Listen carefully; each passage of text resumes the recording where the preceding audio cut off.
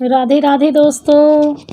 गोकुल में जो करे निवास, गोपियों संग जो रचाए रास, देवकी यशोदा जिनकी मैया, ऐसे हमारे कृष्ण कन्हैया।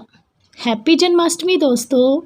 आज हम आपके लिए जन्माष्टमी पर्व की कहानी लेकर आए हैं।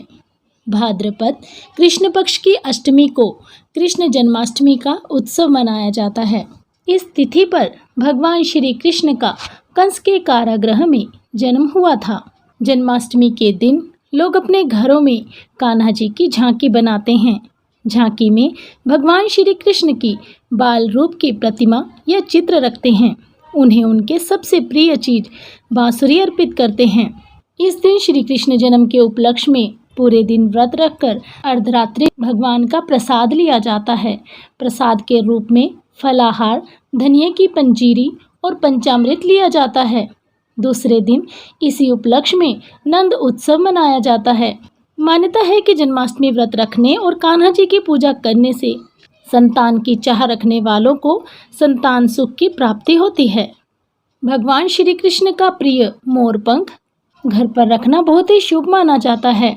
आइए अब हम आपको बताते हैं जन्माष्टमी के व्रत की महिमा क्या है। भविष्य पुराण के अनुसार भगवान श्री कृष्ण युधिष्ठिर जी से कहते हैं कि 20 करोड़ एकादशी व्रतों के समान अकेला श्री कृष्ण जन्माष्टमी व्रत है।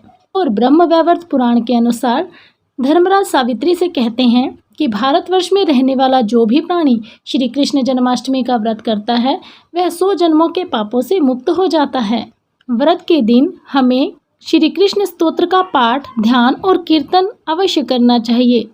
दोस्तों, जन्माष्टमी व्रत की कथा के अनुसार द्वापर युग में जब पृथ्वी पाप और अत्याचारों से तपने लगी तब वह गाय का रूप बनाकर सृष्टि के रचयिता ब्रह्मा जी के पास गई।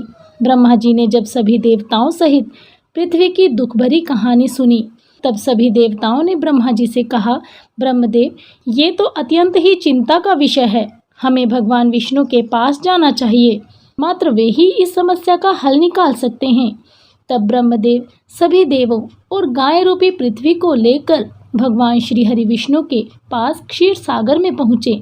वहाँ भगवान विष्णु अपनी अनंत शैया पर सो रहे थे। सभी देवताओं ने भगवान श्री हरि विष्णु की स्तुति की। देवताओं की स्तुति करने पर भगवान की निद्रा भंग हो गई और भगवान श्री विष्णु ने सभी से वहां आने का कारण पूछा।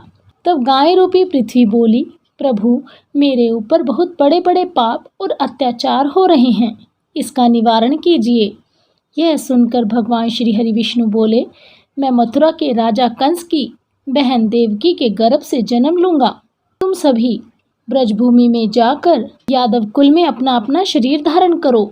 इतना कहकर भगवान विष्णु पुनः निद्रा में चले गए। सभी देवगण ब्रजमंडल में नंद, यशोदा, गोपियों के रूप में पैदा हुए। फिर कुछ समय पश्चात कंस अपनी नवविवाहिता बहन देवकी और बहनोई वासुदेव को विदा करने गोकुल जा रहा था। तभी अचानक आकाशवाणी हुई, हे कंस, जिसे तू अपनी बहन समझकर साथ लिए जा रहा है, उसी के गर्भ से पैदा होने वाला 8वां पुत्र तेरी मृत्यु का कारण बनेगा।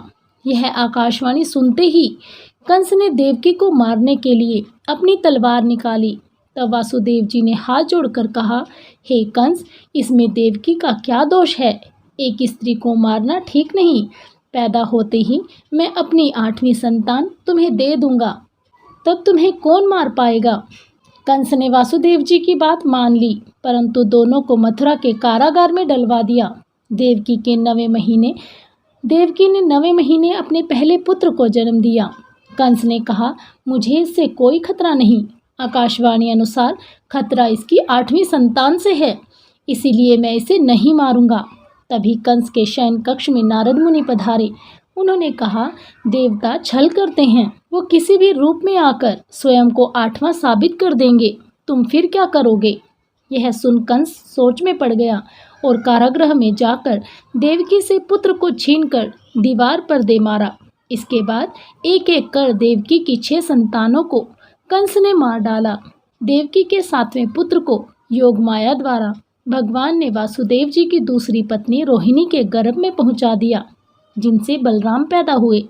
कंस को 7वें पुत्र के समय देवकी के गर्भपात होने की खबर मिली। जब कंस को देवकी के 8वें गर्भ की खबर मिली तो उसने कारागृह में कड़ा पहरा लगवा दिया। तब भाद्रपद की कृष्ण पक्ष की अष्टमी तिथि थी। रात्रि प्रहर में भगवान श्री हरि विष्णु ने कारागृह में प्रकट होकर वासुदेव जी और देवकी को दर्शन दिए और कहा, मेरे जन्म के पश्चात आप मुझे यहाँ से ले जाकर गोकुल नंद घर में पहुँचा देना, और कहा, वहाँ पैदा हुई कन्या आप यहाँ ले आना और कंस को सौंप देना। वासुदेव जी ने श्री हरि के कथनानुसार वैसा ही किया। जब श्री कृष्ण का कारागृह में जन्म हुआ तो सभी पहरेदार सो गए। कारागार के द्वार स्वयं खुल गए।